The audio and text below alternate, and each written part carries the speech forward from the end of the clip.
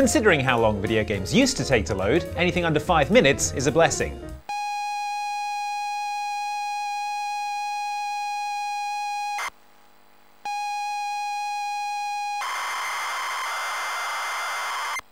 Bet there'll be a load of patches to download as well. These days, however, video games know that people want their games to be ready as soon as possible, which is why they try and hide the fact that they're loading from you with various cunning and ingenious methods. Enjoy now several times video games did just that, and beware spoilers for the following games. Isn't this just about loading screens? Why does it need a spoiler warning? Because the script isn't finished, Mike. I'm buying us some time. Oh, it's like the thing in the video. Clever, because you're disguised. Mike, I'm not kidding. Write some entries. Right.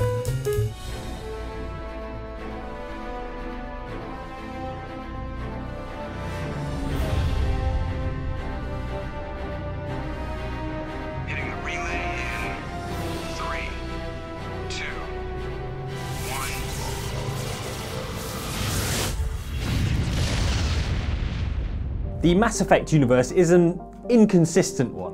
On one hand, humanity has mastered faster than light travel thanks to the use of mass relays, which create linked corridors through space-time. On the other hand, they seem to have actually gone backwards in elevator technology, because these things take forever.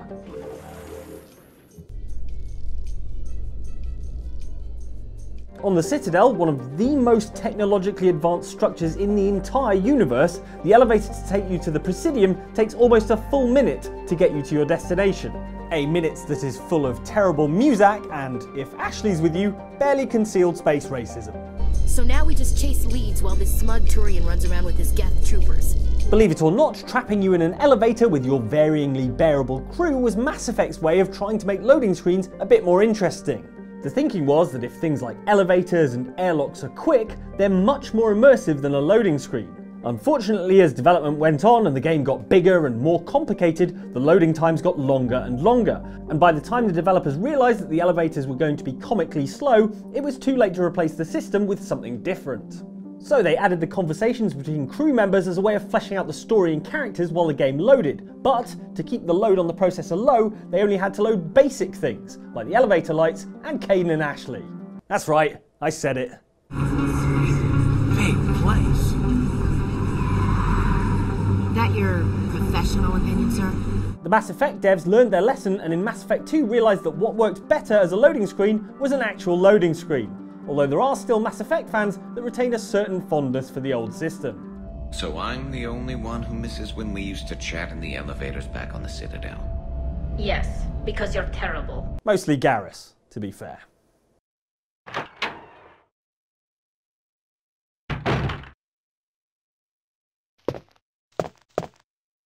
A lot of the horror in the early Resident Evil games comes as a direct result of technical limitations. The locations are scary because fixed camera angles mean you can't see what's around the next corner, zombies are scary because tank controls make them difficult to fight, and the story is scary because it's all delivered by voice actors who are being puppeteered by evil aliens attempting to mimic human speech patterns. I don't know what happened. Barry! Where's Barry?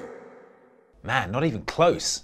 One of the most iconic aspects of those early Resident Evil games, however, is the game's interminable door-opening scenes, in which your intrepid zombie fighter spends a good 10 seconds opening and passing through a door.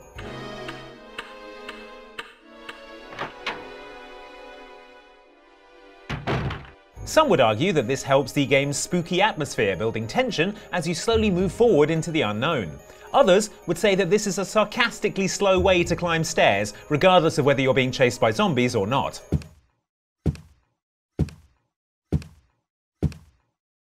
As you may have guessed, however, all this incredibly slow door opening and stair climbing wasn't because these STARS members were total cowards, but to allow the game to load in the next room, because all that carved wood and marble takes time, damn it. And there was no way they were skimping on the marble and carved wood. That didn't stop the series having fun with the screens though. There's the famous door loading screen in Resi 2 that sends a couple of zombies after you, and anyone who tried to leave the mansion by the main door in Resident Evil 1 will remember how that turned out. Wait, I can't go outside because there are zombie dogs out there. There are zombie dogs in here! And actual zombies! And other worse stuff! There are terrible demons. Ouch! You're wounded! What kind of demon attacked you? It was a huge snake, and also poisonous. Quiet, alien. I'm on to you. Tell your brood mother Earth is defended. Those roots don't look like your magic. They aren't.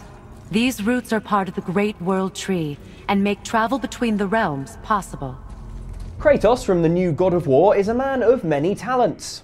He has superhuman levels of strength and endurance, he wields the mighty Leviathan axe against which few can stand, and he somehow manages to keep his beard looking lustrous and well-conditioned despite what we have to assume is a serious lack of beard oil in ancient Norway.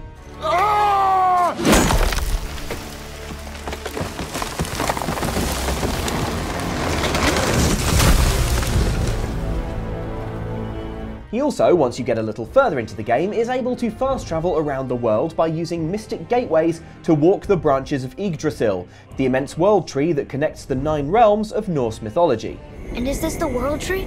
Only an artistic representation of it. No, the Yggdrasil is much, much more than this. That's good news for Kratos, but bad news for God of War, as it now has to load in a whole new section of the game, Sharpish. That's why we get to take Kratos' journey along the world tree in real time, enjoying some gruff dialogue between Kratos and his suspiciously American accented son, Atreus. Are you the last of your kind too? Is that why you don't like to talk about my kind? I mean, your family. Before Mother and I. Where you came from. Mother, a father? Now is not the time for that. Kratos is an American! Is he? I don't know, he's got one of those weird accents, like Frasier. Anyway, luckily the defining characteristic of the world tree in Norse mythology is just how little processing power it takes to render, allowing the game to load the important game stuff in the background while you take a brisk jog along its branches and call Atreus boy a lot. Look at this place.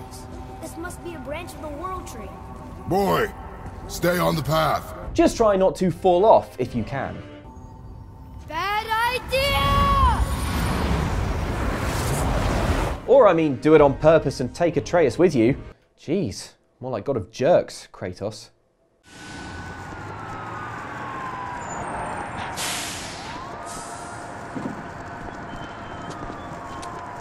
Well, bye! Good luck with the skateboarding. As I say in acting, break a leg! Hey, go back to Kentucky, farm boy! Locals only! Tony Hawk's American Wasteland didn't do a lot to innovate on the Tony Hawk formula. It had the same classic gameplay, the same punky soundtrack, and a lot of the same aging skateboarders trying to stay relevant. Nice session there, rookie. You killed it. 40-year-old, multi-millionaire businessman Tony Hawk there. Where the game did innovate for the series was that it connected the various levels together into a single world, and allowed for seamless transitions between areas.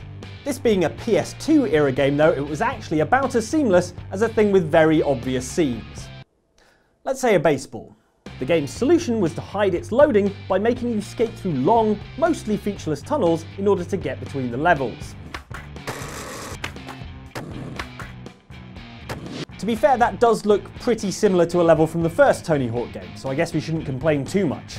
Still, it was pretty obvious that these lengthy tunnel sections were to hide the fact that the game was furiously constructing the next level in the console's memory. And if you were too good at the game and arrived there too quickly, you'd have to hang around until the levels finished loading anyway, at which point you might as well have just selected it from a menu. But while it might not have got the loading quite right, it did include the option to mash the triangle button to freak out, which is a 2019 mood. Hey, I guess Tony Hawk is relevant after all these years.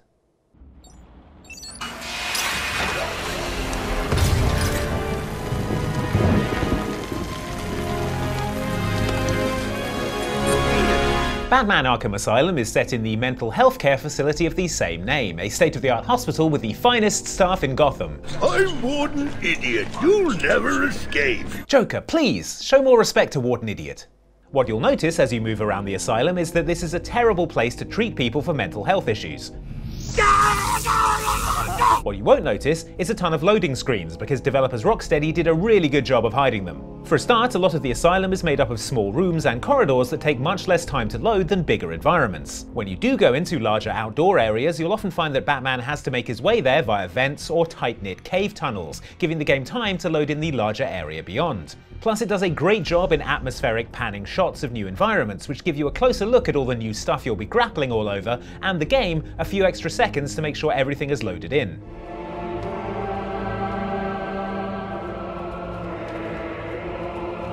And of course, if all else fails, there's the fact that the game slows you to a walk whenever you have a radio conversation with Oracle, because the Batcowl's communicator system apparently involves ill-fitting earphones that Batman has to hold in with one hand to be able to hear anything. Oracle, I'm at the holding cells. I'm setting up a crime scene. So what's the plan? Isolate something in that room unique to both? Exactly. You're a billionaire, Bruce. Might be time to invest in some AirPods. You could call them Bat AirPods if that's important to you.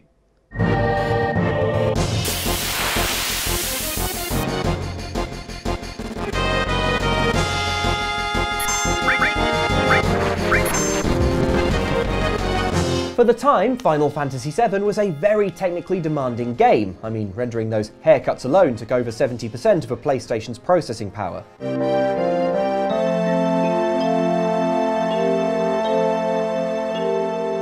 But while it was technically demanding, it managed to hide it extremely well, thanks to how incredibly stylish it was. I mean visually stylish. I'm not talking about those haircuts. I'm really not talking about those haircuts. This is most apparent when you enter combat in the game. For a start, you're treated to a cool, swirly transition, which serves two purposes. One, it hides the fact that the game is loading the encounter in the background, and two, it lets you know that some monsters are going to get wrecked. Then you'll notice that the camera does a slow pan across to the enemies that we'll be facing, again to give the game a few extra seconds to load everything in. So while it's been almost 10 seconds since this fight started, it doesn't feel like that long thanks to these stylish transitions, cool camera work, and of course, this bit of music, which could get a chloroformed sloth pumped and ready for action.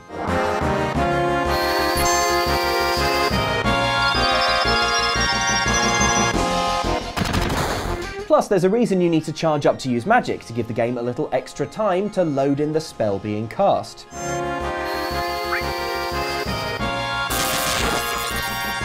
Which must mean the Knights of the Round summon must be really demanding, because that thing is a full minute and a half.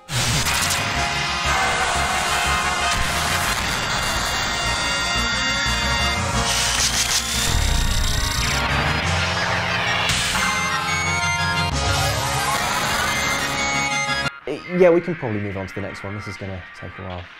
Here's Ali. Jordan Henderson. Kane. Now Marcus Rashford. This could be a chance. Kane! Well, his name is shortened to the point, and so is his style of play. Kane scores. Presumably, if you play FIFA, you want to be playing FIFA, which is why EA has come up with a cunning way to ensure that you're playing FIFA even when you're not playing FIFA. Since FIFA 07, the game has included a mini-game while you wait for a match to load, allowing you to postpone kickoff until you're an expert at thumping shots past the keeper. And then promptly forgetting how to do it when you get into an actual match. Something could be on here if they keep going like this. Well, it was a good shooting opportunity, but he's missed the target. Home run! Wrong sport? Wrong sport. In the years since then, these pre-match mini-games have gotten even more complex, meaning FIFA 19 contains a series of involved training drills of the sort you'd expect actual Premiership footballers to be doing in between matches. Rather than just practicing shots against a keeper, these drills cover every element of the game, from build-up play to ground passing to defending, offering the perfect match-day preparation. The only thing missing is a high-protein, nutritionally balanced diet. But enough about my terrible physical health. Successfully complete all the drills and top the friend leaderboards that have also been added, and the game will have all but turned you into a professional footballer ready for the big time. That's why I look forward to FIFA 20's loading screens giving me $150,000 a week, a Range Rover and a house in the Cotswolds.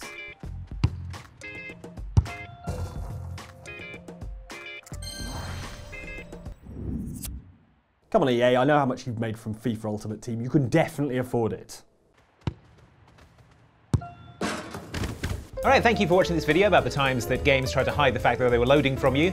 We were writing this whole thing in the background while we were recording it. You didn't even realise. So it's worked, didn't it? So if you want to watch more videos about loading screens, and why wouldn't you, here's one from us which is about loading screens that try to keep you entertained. It's about little mini games that you play while the game will loading. And down here is a video from Outside Extra, which is about all the weird jobs that Mario has had. It's a lot stranger than you'd think, so check that out.